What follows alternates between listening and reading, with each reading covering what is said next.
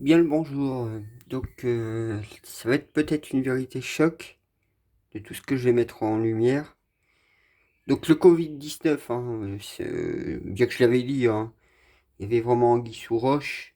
Maintenant, il n'est pas du tout dangereux. Donc, faut cesser la polémique.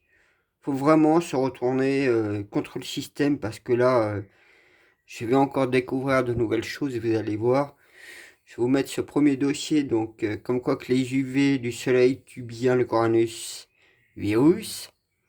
Donc il y a deux études qui le montrent, italiennes. Donc je vais vous lire cet article-là vite fait. Et je vais vous démontrer que ça date pas d'hier, ce virus. Donc il nous enfume, comme je disais. Les rayons solaires qui frappent l'hémisphère nord en cet été 2020 nous aident à lutter contre le Covid. C'est le résultat, pas si surprenant, mais enfin précisé, mesuré, une équipe interdisciplinaire milanaise. Bonne nouvelle, on pourra éliminer le coronavirus en intérieur par des lampes UV. Donc vous voyez, il y a le professeur Raoult avec son médicament, et vous avez aussi les UV qui peuvent supprimer ce coronavirus. Ils nous en fument vraiment, hein. Moi justement, chez moi, j'ai dans le salon, dans la pièce principale, j'ai une ampoule à UV spéciale, qui m'a coûté cher en plus comme ampoule, parce qu'il n'y en a pas beaucoup sur le marché et il y en a très peu des comme ça. C'est une synergie insolite qui est née à Milan. Astrophysiciens et immunologistes ont uni les forces pour trouver une réponse précise à la question: à quel point les rayons ultraviolets peuvent-ils tuer le SARS-CoV-2, émis par le soleil comme par les lampes ultraviolettes qui désinfectent les aquariums. Ces rayons à haute énergie sont déjà connus pour leur capacité virucide, éliminant les virus. Sur leur rayonnement, les protéines et le matériel génétique vital mutent et se dénaturent, rendant le virus inoffensif.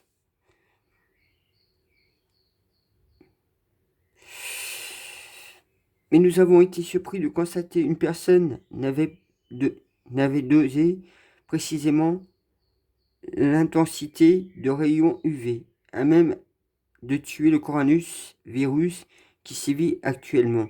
S'étonne Mario Clerici, professeur d'immunologie à l'université de Milan, qui a dirigé les nouveaux travaux. Il n'existe pas de dose de référence de rayons UV utilisés pour éliminer telle ou telle famille de virus. Beaucoup d'expériences imprécises ont été menées, chacune avec une méthodologie différente. Nous voulions y voir plus clair. La dose d'UV reçue par les virus mesurée précisément dans les gouttelettes. C'est vrai que quand on regarde, on dit toujours que les virus c'est l'hiver, c'est pas l'été. Et vous comprenez pourquoi c'est pas l'été, parce que les rayons ultraviolets du soleil, entre autres, tuent et éliminent ou rendent inoffensifs ces virus donc ils hibernent en été en fait. Donc c'est pour ça qu'ils poussent beaucoup le bouchon assez loin parce qu'ils vont jusqu'à mettre des trucs dans le nez des gens. Bah, j'aime pas ça. C'est vrai que c'est spécial. Vous voyez, ils vont au fond des choses et ils sont prêts à tout. Donc vous laissez pas berner. Une lacune étonnante dans la recherche en hygiène qui explique sans doute par le fait qu'habituellement, quand on veut se débarrasser de ces pathogènes, on utilise plutôt des désinfectants comme de l'eau de javel, l'oxygéné, un gel hydroalcoolique.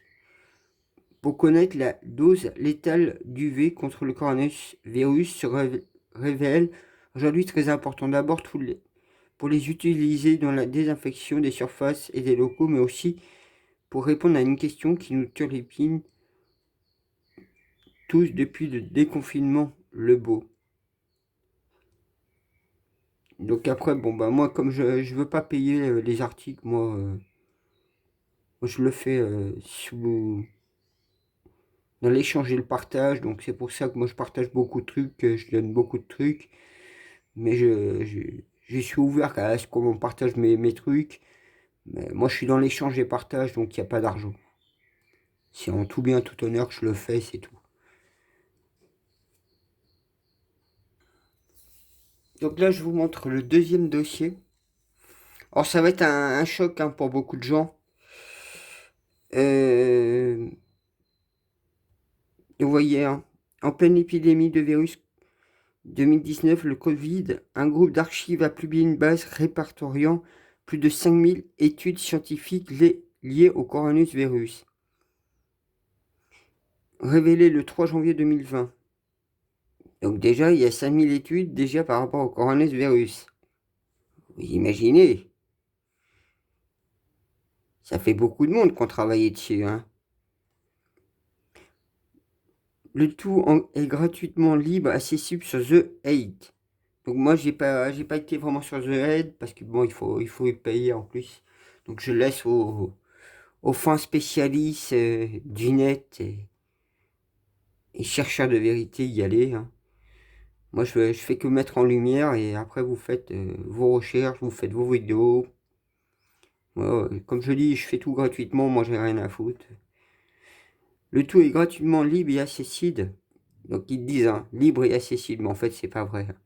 L'objectif est de rendre accessible aux scientifiques comme aux non-scientifiques un maximum d'informations pour étudier le virus chinois qui a été classé comme une urgence sanitaire mondiale par l'Organisation mondiale de la santé le 30 janvier 2020. Cet article est toujours écrit dans le but d'être partagé avec autant de personnes que possible, affirmer une archive juridique avant d'ajouter que sous tous les angles, la recherche rémunérée est une situation immorale et tragédique permanente.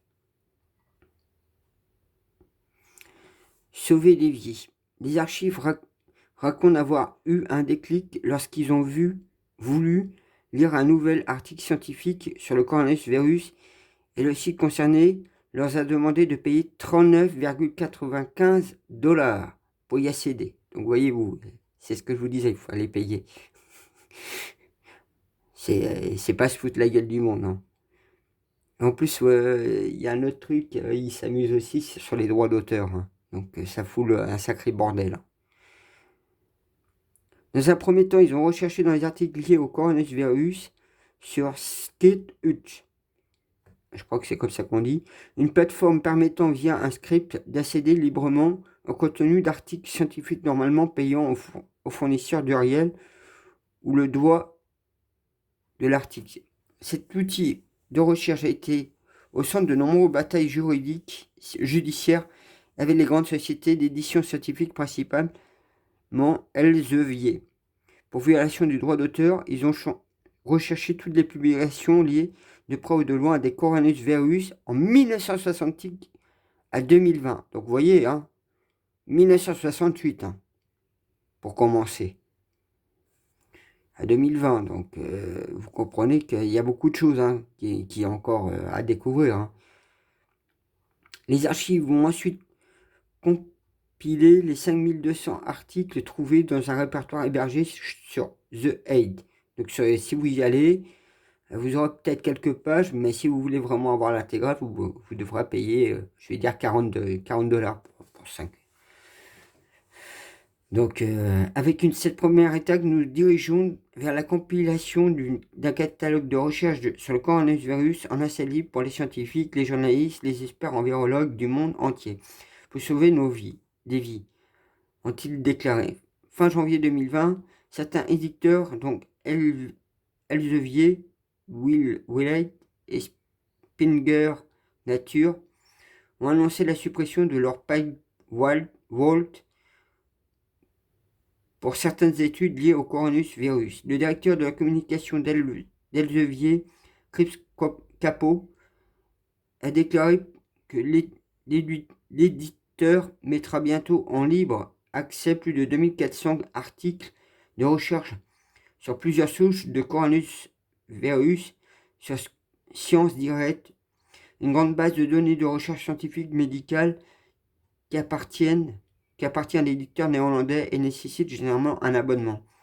Le groupe d'archivistes applaudit cette démarche, mais a tout de même regretté qu'elle n'a pas été décidée avant. Open access face aux droits d'auteur. Vous voyez, c'est ça que je vous disais. Ce débat entre open access et droits d'auteur dans le secteur de la publication scientifique existe depuis longtemps. La maison d'édition scientifique signe des contrats avec les scientifiques qui leur cèdent le droit de reproduire et de représenter leurs articles excessives. En position de force, les éditeurs n'ont fait qu'augmenter leurs tarifs de 200 à 300% entre 1975 et 1995 et 22 à 57% entre 2004 et 2007. Rapport du comité d'information scientifique et technique. En dépit de cette augmentation, les ventes ne baissent pas, car les chercheurs ne peuvent pas se passer des articles pour travailler face à ces pratiques parfois agressives. Les acteurs de recherche scientifique ont promu l'open access. Son signe le plus clair est l'émergence de la plateforme Airwave, je ne sais pas comment on dit ça, la plateforme qui publie les articles sans autorisation sont très souvent attaqués par les maisons d'éditeurs. En juin 2017, des États-Unis, le site de partage Skeetout et Lingen ont été condamnés en versement d'une amende de 15 millions de dollars au géant néerlandais Elsevier. En France, la situation est similaire. En mars 2019, le tribunal de grande instance de Paris a ordonné le blocage des deux plateformes de leur site miroir. Or, pour les archives, il est absolument scandaleux que le droit d'auteur prime sur le libre accès de la connaissance scientifique, d'autant plus en période d'épidémie où la recherche médicale est indispensable pour sauver des vies. Donc, je m'en doutais que ça avait... J'avais aussi pris notation et j'avais vu un autre document que par rapport, vous savez... c'était quoi ça? Je crois que c'était là que j'avais appuyé. C'est TikTok. Ouais, j'avais remarqué aussi un autre truc, et je l'avais dit, et j'ai eu l'article en question, j'ai eu la réponse quand j'avais dit gilet jaune, code 21, Coranus Verus, et justement, si le peuple se soulevait, qu'il ne voulait pas rentrer chez eux, et ben ils auraient mis...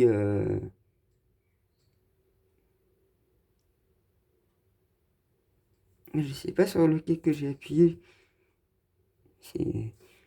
Parce que j'ai justement... je vais vous montrer un autre article. Et bien sûr, il est passé directement comme d'habitude. Donc vous voyez, j'ai encore un autre article dessus par rapport au coronavirus virus. Bon, là, c'est l'usine digitale.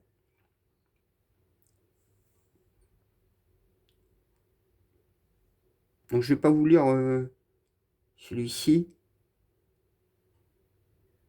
Ah non, c'est celui que je vous ai. Bref.